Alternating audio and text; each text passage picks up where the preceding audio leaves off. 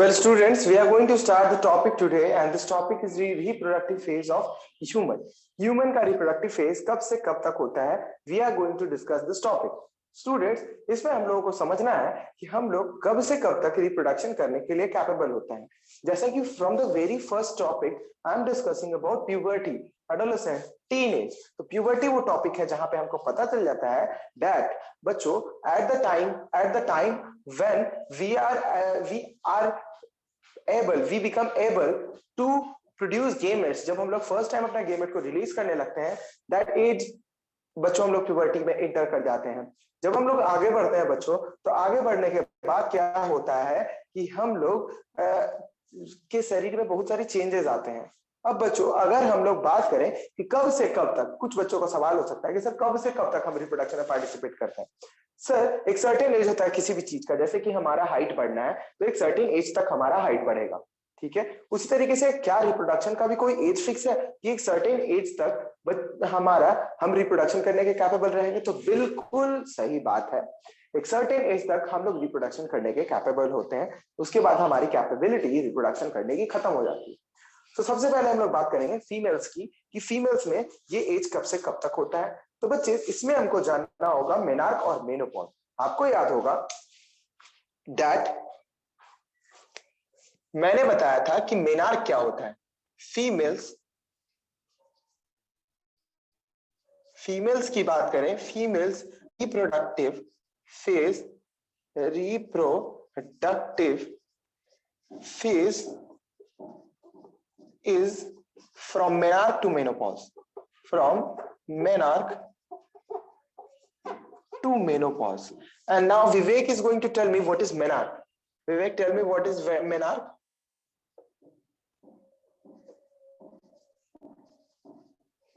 Are you here, Vivek? Tell me what is menarche. Sir, menarche वो period होता है जिस time. I think he's not available. Yes sir. Yes. menarche. Yes, speak. menarche वो period होता है जब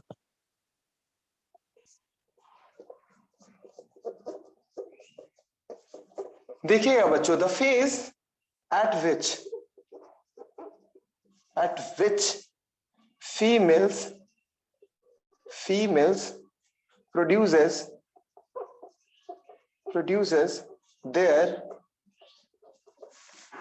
first gamete.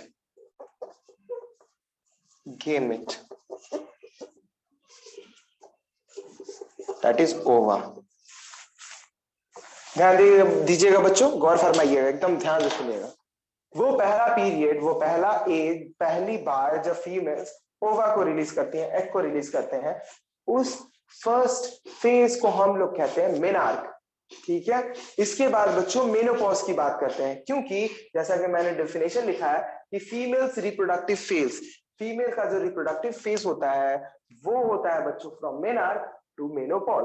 Menarche से menopause तक ही बच्चों फीमेल्स का रिप्रोडक्टिव फेज होता है. और ये सवाल उठता है कि मेनार्क क्या है? तो मेनार्क वो फेज है जहां पे गर्ल्स प्रोड्यूस करती हैं फर्स्ट गेमेट. पहली बार जब गेमेट रिलीज करती है फीमेल, तो उस पीरियड ऑफ टाइम को, उस फेज को हम लोग मेनार्क बोलते हैं.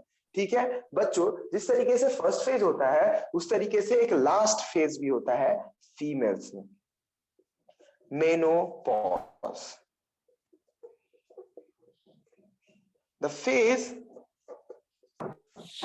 phase hello sir. during, yes, इस फॉर्म के बाद सर क्या लिखे सर? नहीं दिख रहा सर. Menarche, MENARCHE. यहाँ पे भी इसका स्पेलिंग लिखा हुआ बच्चा. Don't worry about these things. I will share it. Just start writing, and whatever you are facing any difficulty in explanation, you can ask. Explanation में कोई दिक्कत है तो आप पूछ सकते हो. The phase during which the sir video नहीं last ova बहुत धुंधला दिख रहा है सर. Don't worry. अच्छा, हम सिर्फ समझाने का काम कर रहे हैं, आपको समझ में आएगा. Let me complete the sentence only. The phase during which the last ova is released. Sir group में भेज. Don't speak, please. Is released is called menopause. Okay, हम बस समझा रहे हैं आपको, ठीक है ना, ध्यान से सुनिए। सर हम लोग लिखते नहीं है सर, आप ग्रुप में भेज दीजिएगा सर, हम लोग लिख लेंगे। Don't worry, I know you are smart guys, आप सभी इंटेलिजेंट हो, स्मार्ट हो, तो आप सभी टेक्निकल बच्चे हो, टेक्नोलॉजी वाले बच्चे हो, तो आप सभी को भेज दिया जाएगा, चिंता नहीं कीजिए, इस बात को हम अच्छे से समझते हैं। लेकिन अगर बोर्ड पे पीछे कुछ लिखा हुआ रहता है तो टीचर को अच्छा लगता है कि चलो कुछ पढ़ाई हुआ, क्या पढ़ाई हो रहा है, ब्लैंक बोर्ड में अच्छा नहीं लगता। दिस इज द रीजन मैंने थोड़ा सा लिख दिया। हाउएवर समझाना इंपॉर्टेंट है, तो समझते हैं बच्चों की क्या बात है।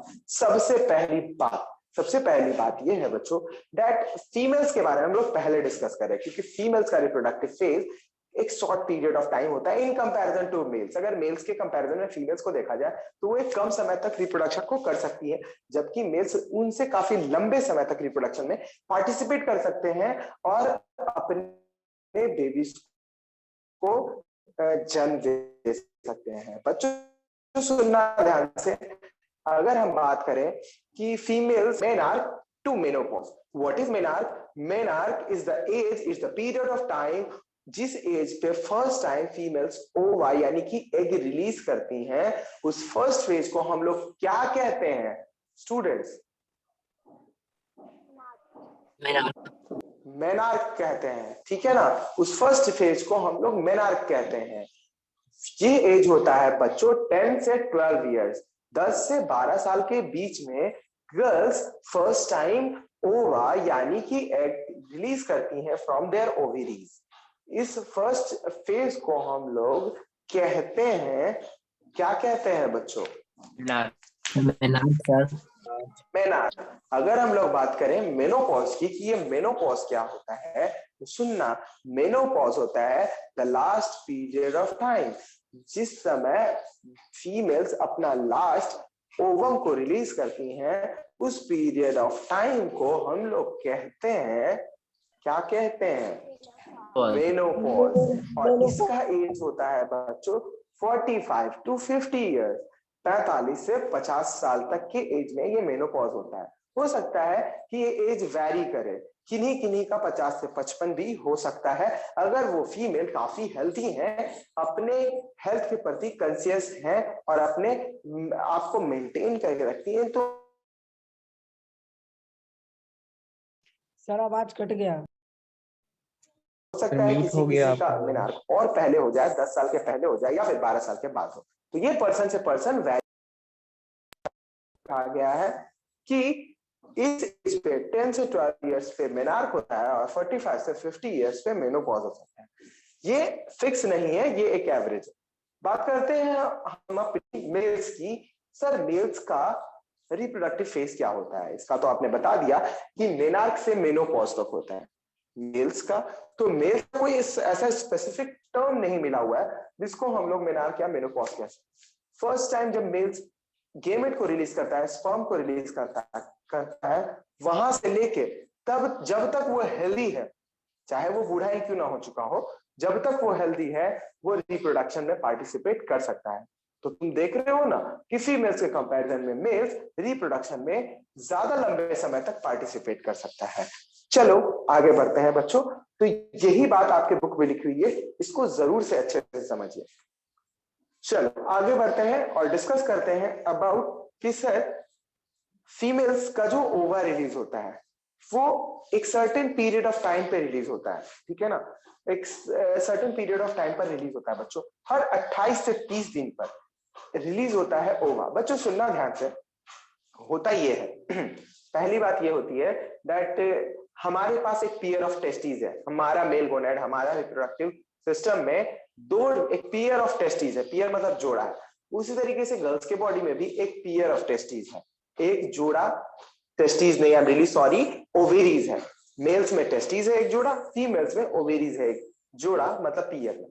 तो ओवेरीज क्या रिलीज करता है? ओवा। अब चूंकि बच्चों 2 ओवेरीज है फीमेल्स में, तो एक बार एक ओवा रिलीज करेगा, फिर 28 दिन के बाद ये वाला ओवेरी ओवा रिलीज करेगा, फिर 28 दिन के बाद ये वाला ओवा रिलीज करेगा, ठीक है ना। तो अल्टरनेट चलता है, कभी ये ओवेरी ओवा को रिलीज करेगा, कभी ये ओवेरी ओवा को रिलीज करेगा, ठीक है ना। तो टाइम टू टाइम 28 डेज के इंटरवल पे अल्टरनेट कभी ये इस तरीके से होता है बच्चों। इस तरीके से ये बात होती है। तो इस बात का ख्याल रखना है कि 28 दिनों या फिर 30 दिनों के आसपास एक ओवेरी ओवा को रिलीज करता है। ठीक है, आगे बढ़ते हैं। जब ये ओवा को रिलीज करता है तो मैंने डायग्राम में आपको बताया है, डायग्राम में अगर हम फीमेल रिप्रोडक्टिव ऑर्गन की बात करें तो उसके डायग्राम में मैंने बताया है कि यूटेरस फीमेल वो रीजन है जहां पे बच्चों बेबी का डेवलपमेंट होता है ना, फीमेल्स के बॉडी के अंदर वहां बेबी का डेवलपमेंट होता है। तो जब बेबी का डेवलपमेंट होता है तो वो कैसे होता है सर, थोड़ा इस प्रोसेस को अच्छे से बताइए। तो बिल्कुल हम इसको अच्छे से बताएंगे। आप सभी अपने सामने बुक ओपन रखिए और खोलिए page number 107।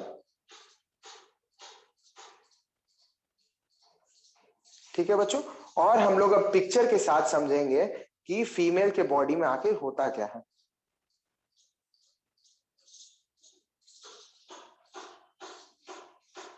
Be ready everyone. जैसा कि मैंने आपके बुक के ही डायग्राम को शेयर भी किया है बच्चों, ठीक है, मैंने शेयर कर दिया है। अब इसमें बच्चों ध्यान से देखिएगा, यूटेरस वाले पार्ट को अच्छे से गौर से देखिएगा। ओवेरी के बारे में मैंने बता दिया ना कि ओवेरी क्या है। तो ओवेरी में आप देख सकते हो कि क्या है बच्चा। ओवेरीज में ये होता है कि ओवा पहले तो एक तरफ से रिलीज कर रहा है, एक ओवेरी एक ओवा को रिलीज कर रहा है। 28 दिन या 30 दिन के बाद एक ओवेरी ओवा को रिलीज कर रहा है। ये अल्टरनेट चलता है, 28 दिन के बाद ये, ठीक है, फिर 28 दिन पूरा होगा तो ये अल्टरनेट करके रिलीज कर रहा है। जब ये ओवा को रिलीज करता है तो ये ओवा फलोपियन ट्यूब से होते हुए, आप देख सकते हो फिगर में, फलोपियन ट्यूब से होते हुए यूटेरस में आता है। जब ये यूटेरस में आता है तो उसके पहले यूटेरस का वॉल थोड़ा थिक यानी कि मोटा हो जाता है। ठीक यानी कि मोटा हो जाता है बच्चों। वो मोटा इसलिए होता है क्योंकि अगर स्पर्म आता है और सक्सेसफुल फ्यूजन यानी कि फर्टिलाइजेशन जब हो जाता है तो वो जो जाइगोट बनता है, ओवा और स्पर्म के मिलने के बाद जो जाइगोट बना है वो अपने आप को यूटेरस यानी कि फीमेल वॉब में अपने आप को इम्प्लांट कर लेगा, चिपका लेगा, और फीमेल के बॉडी में उसको न्यूट्रिशन यूटेरस प्रोवाइड करेगा। इसीलिए वो उसका वॉल थिक हो जाता है, मोटा हो जाता है। और जब ऐसा होता है बच्चों, जब फीमेल्स के रिप्रोडक्टिव पार्ट यूटेरस में एक इम्प्लांटेशन हो जाता है, जब जाइगोट इम्प्लांट कर लेता है अपने आप को, तो हम लोग कहते हैं that the female is pregnant, female pregnant है।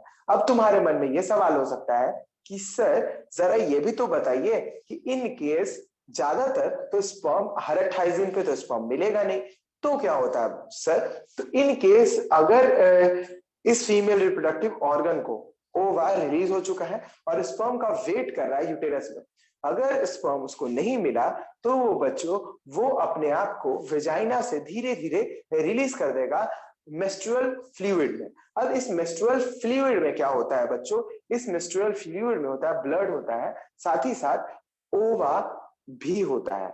ठीक है, तो ये जो वॉल थिक हो गया, पिक्चर में देख सकते हो, ये जो वॉल थिक हो गया ये धीरे धीरे टूटता है और ब्लड के साथ, ओवा के साथ बॉडी से बाहर धीरे धीरे रिलीज होता है। ठीक है, इसको हम लोग कहते हैं मेस्ट्रुअल फ्लो। ठीक है, मेस्ट्रुअल फ्लो में धीरे धीरे ब्लड के साथ ये रिलीज होता है। अब तुम्हारा एक क्वेश्चन हो सकता है कि सर अब ये ब्लड रिलीज हो रहा है सर, तो ये तो हमारे शरीर के लिए नुकसानदेह है ना, ये हमारे ब्लड से जब ये रिलीज होने लगेगा तो हमारा काफी एनर्जी बनता है, खर्च होता है खून बनाने में, और यहाँ तो खून ब्लड रिलीज हो रहा है, तो सर इससे बचने के लिए कुछ उपाय हम लोग कर सकते हैं? तो बिल्कुल इससे बचने के लिए हम लोग उपाय कर सकते हैं। पहले मैं बता दूं, गर्ल्स जब प्यूबर्टी में एंटर कर जाती है तो उनका हाइट का ग्रोथ थोड़ा पहले कंपैरिजन में स्लो क्यों हो जाता है? आप देख रहे हो ना, क्योंकि उसके शरीर से, फीमेल्स के शरीर से ब्लड का अब रिलीज होना शुरू होता है, ब्लड गिरना शुरू होता है, बॉडी से बाहर आना शुरू करता है in the form of menstrual flow. Menstrual flow से बाहर आता है बच्चों। तो अब तुम जानते हो कि शरीर में खून बनने में कितना एनर्जी लगता है, और वो एनर्जी जब रिलीज होगा बॉडी पार्ट से तो कितना एनर्जी वेस्ट हो रहा है, शरीर से बाहर जा रहा है बच्चों।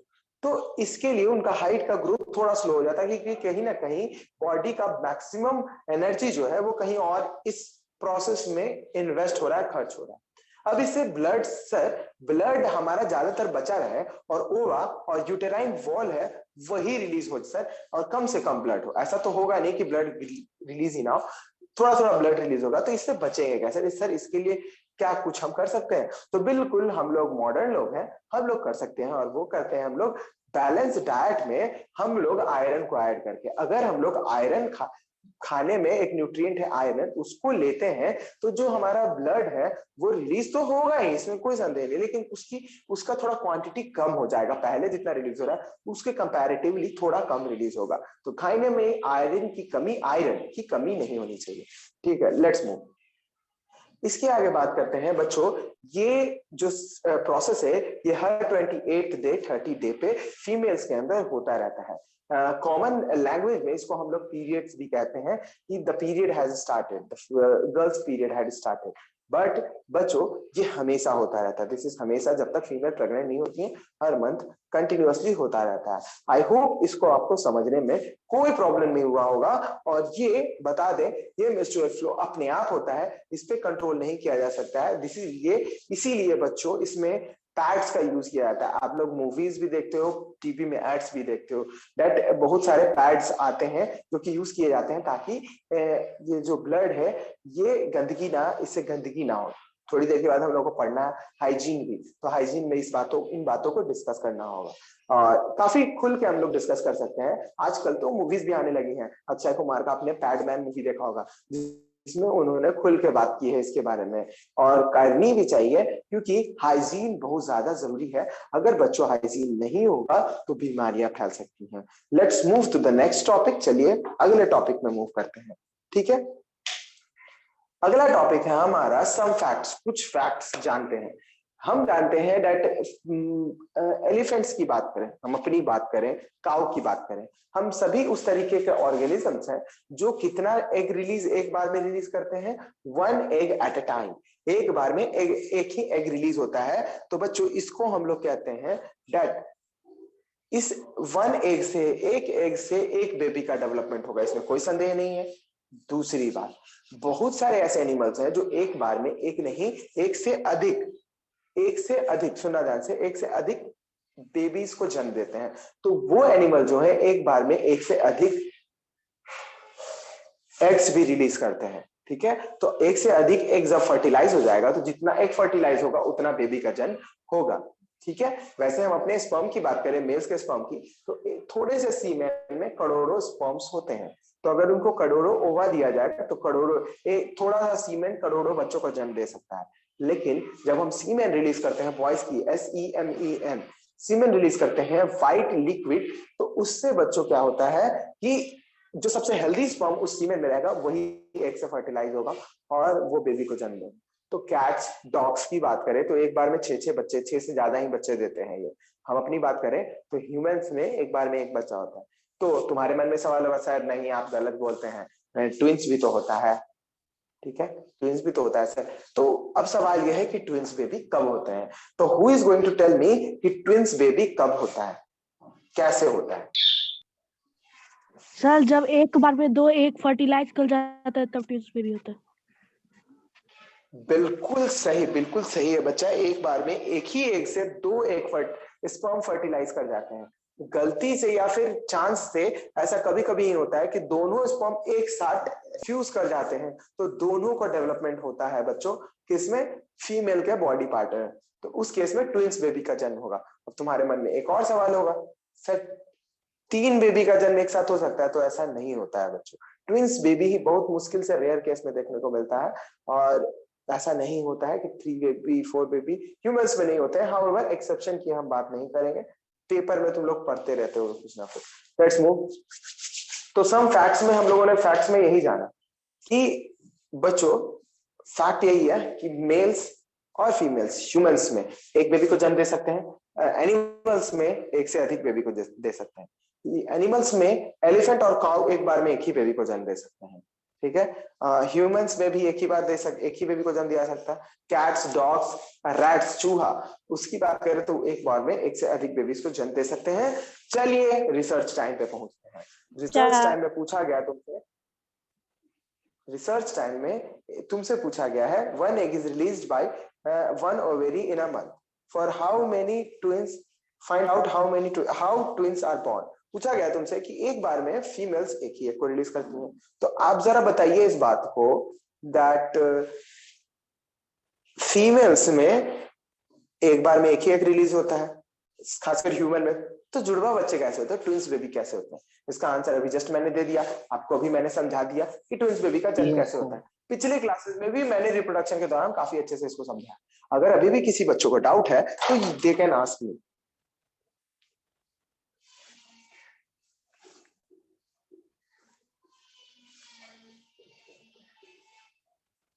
चलो, I don't think there is any doubt, let's move बच्चों, इसके आगे बढ़ते हैं हम लोग। इसके आगे हम लोग डिस्कस करने वाले हैं अबाउट हार्मोन्स। अच्छा, उससे भी पहले एक बात बतानी है कि सर आप देखते होगे, आप ही लोग पूछते हो कि सर आप बताइए कि गैस्टेशन पीरियड क्या होता है।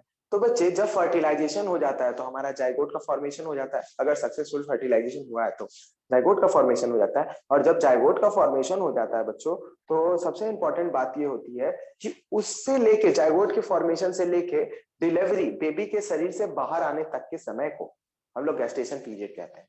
फिर से सुना, बेबी जब फर्टिलाइजेशन हुआ है, स्पर्म और ओवा का फ्यूजन हो चुका है, जाइगोट का फॉर्मेशन हो चुका है, सक्सेसफुल फर्टिलाइजेशन हो चुका है, वहां से लेके डिलीवरी तक, जब तक कि बेबी का जन्म ना हो जाए, तब तक के पीरियड को हम लोग कहते हैं gestation period. And in humans it is about 40 weeks, 40 weeks यानी 9 मंथ्स के आसपास होता है बच्चों। इसको हम लोग गैस्टेशन पीरियड बोलते हैं। अगला सवाल है कि रिसर्च पेपर में ही सवाल है तुम्हारे बुक में कि find out how during gestation period baby gets nourishment. तुमसे पूछा जा रहा है कि पता करिए कि बेबी को नरिशमेंट कैसे मिलता है ड्यूरिंग, जब वो माँ के गर्भ में है, जब वो फीमेल बॉब यूटेरस में है, तो उसको नरिशमेंट कैसे मिलता है। आप सभी को मैं बता दूं बच्चे कि बेबी जो है वो कनेक्टेड होता है फीमेल से। पहले तो फीमेल के बॉडी में है, माँ के बॉडी में है, वो कनेक्टेड होता है बच्चों एक वायर फॉर्म में, एक प्लासेंटा जिसको कहते हैं वो होता है, एक कॉर्ड होता है, नली होती है जिससे वो कनेक्टेड रहता है, उसके हेल्प से उसको नरिशमेंट मिलता है। जो न्यूली बेबी हमारे बॉडी के अंदर है, फीमेल के बॉडी के अंदर है, इसको उसके हेल्प से प्लासेंटा होता है, उसके हेल्प से एक कॉर्ड टाइप का वायर होता है, वायर नहीं कहेंगे क्योंकि ऑर्गेनिक एक ऑर्गन है, इसीलिए उसी से इसको नरिशमेंट मिलता है। और बच्चों, इस नरिशमेंट के कारण ही बेबी पेट में जिंदा रह पाता है, गर्भ में जिंदा रह पाता है, उसको सारा नरिशमेंट उसी से मिलता है। तो आई होप रिसर्च टाइम का क्वेश्चन भी आपको क्लियर होगा। Is there any doubt student? No sir. अब अगर आप पेज पलटिएगा, पेज नंबर 122 में आइएगा, तो उसमें क्वेश्चन है, सम फैक्ट्स अगेन हमको डिस्कस करना। एक सम फैक्ट्स में हम लोग को जाना है कि do you know what midrib is? Do you know midrib क्या होता है? तो बच्चे, जैसा कि अभी मैंने प्लासेंटा के बारे में बताया, मिड रिफ क्या होता है? प्लासेंटा जो जिससे फीमेल बॉडी से बेबी कनेक्टेड होता है, उसको प्लासेंटा कॉर्ड बोलते हैं, उससे कनेक्टेड होता है बच्चों। अब बच्चे, जब वो शरीर के अंदर होता है तो उसको मिड रिफ कहा जाता है। जब बेबी का जन्म होता है, आपने 3 इडियट्स मूवी देखा होगा, 3 इडियट्स मूवी में बहुत अच्छे से ये दिखाया गया है। अब बेबी का जन्म होता है तो उसका काटा जाता है, प्लासेंटा जो होता है कॉर्ड लाइक स्ट्रक्चर होता है, वायर लाइक स्ट्रक्चर होता है, जिससे नरिशमेंट बेबी को मिलता है, उसी को काट के बेबी को अलग किया जाता है, किससे? मदर से। ठीक है, तो इस तरीके से बात होती है। Let's move. अब हम लोगों को जानना है बच्चों कि बेबी का जन्म होता है तो सर वो कौन सी बातें हैं जिस पे ये डिपेंड करेगा कि whether the baby will be a male और a female. Whether baby will be, एक मिनट बच्चों, मेल होगा कि फीमेल होगा। Wait a minute, there is a message.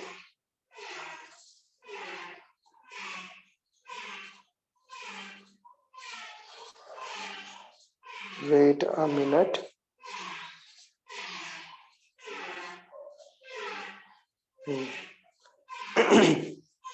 तो हम लोग बात कर रहे थे बच्चों किस बात की? हम लोग बात कर रहे थे अबाउट सम फैक्ट्स कि बेबी का जन्म होगा तो वेदर ही और she will be a male और अ फीमेल।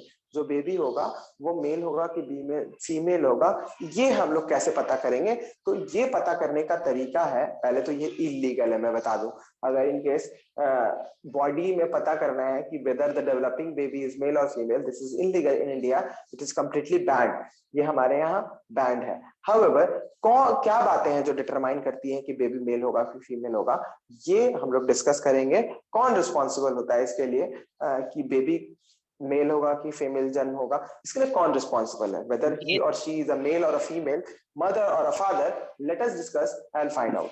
दूसरी बात, बॉडी का वो कौन सा ऑर्गन होता है, पार्ट होता है, सेल कंपोनेंट होता है जो डिसाइड करता है कि the baby will be a male और a female, this common component is called chromosome. ठीक है, तो दो तरह के सेक्स क्रोमोसोम पाए जाते हैं हमारे शरीर में, और वो है एक्स क्रोमोसोम और वाई क्रोमोसोम। ठीक है, मेल्स में ही एक्स और वाई क्रोमोसोम होते हैं। अगर हम बात करेंगे फीमेल्स की, तो फीमेल्स के पास सिर्फ और सिर्फ एक्स एक्स क्रोमोसोम होते हैं। उनका जो सेक्स क्रोमोसोम होता है उसमें सिर्फ और सिर्फ प्रेजेंट होता है बच्चों एक्स क्रोमोसोम। तो फीमेल की बॉडी की बात करते हैं। फीमेल के पास एक्स एक्स क्रोमोसोम होता है। मेल की बात करें तो मेल के पास एक्स और वाई क्रोमोसोम होता है। तो हम देख लेते हैं एक्स क्रोमोसोम, और ये हो जाता है एक्स क्रोमोसोम, ये हो जाता है एक्स क्रोमोसोम, और ये हो जाता है वाई क्रोमोसोम। बच्चों मान लो मेल और फीमेल में इंटरकोर्स हुआ, स्पर्म और ओवा मिला। सपोज फीमेल का जो स्पर्म फ्यूज किया है फीमेल के ओवा से, वो स्पर्म में एक्स क्रोमोसोम प्रेजेंट था। अब फीमेल के पास तो एक्स ही है, एक्स एक्स जब फ्यूज करेगा बच्चों, इसको थोड़ा और इधर ही बना लेते हैं बच्चों, देखना ये क्या हुआ, एक्स एक्स से फ्यूज करेगा तो क्या बनेगा, एक्स एक्स, जो बेबी होगा उसमें एक्स एक्स क्रोमोसोम होगा, और एक्स एक्स क्रोमोसोम किसके पास होगा, गर्ल के पास, फीमेल के पास। अगर हम बात करते हैं, अगर मान लो कि ये तुम देख रहे हो दिस इज एक्स क्रोमोसोम, और ये वाला वाई क्रोमोसोम इससे आके फ्यूज करता है, तो इस केस में क्या है बच्चों, एक्स और वाई फ्यूज हुआ। जब एक्स और वाई फ्यूज हुआ तो कौन सा बेबी होगा, बॉय बेबी होगा। ठीक है बच्चों, तो एक बार हम लोगों ने क्या कर दिया, एक्स एक्स से क्रोमोसोम से करवा दिया, फिर हम लोगों ने वाई को इससे करवा दिया। ठीक है ना।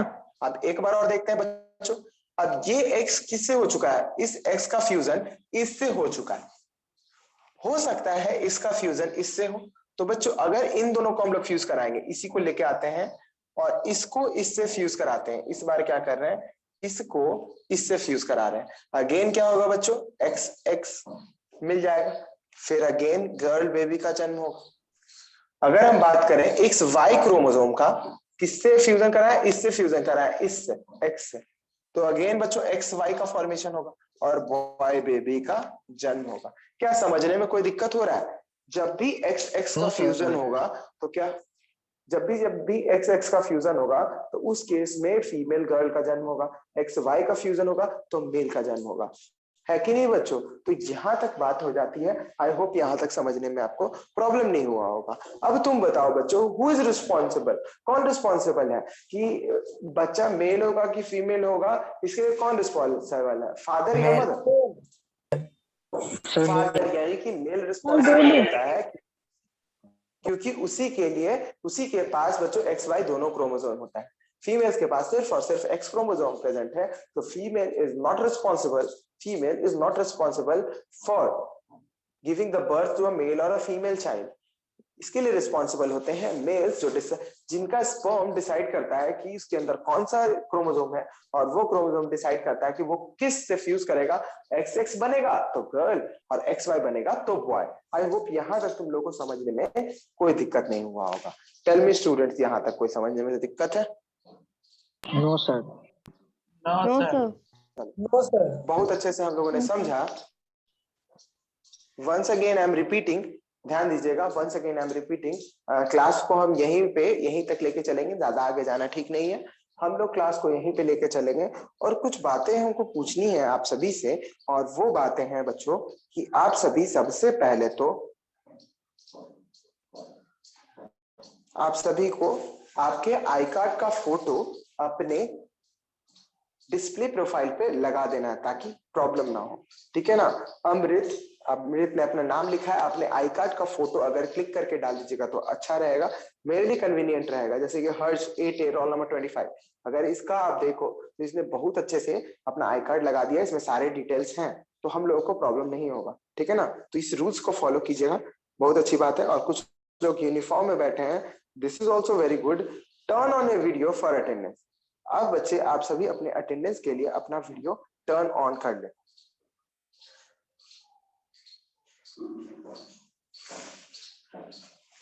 Let me make your attendance.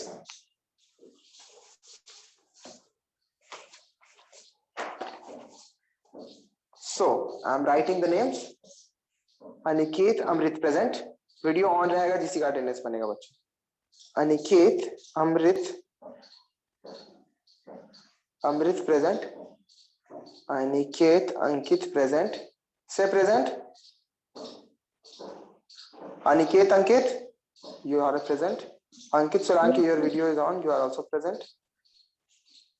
Anurag Raj, you are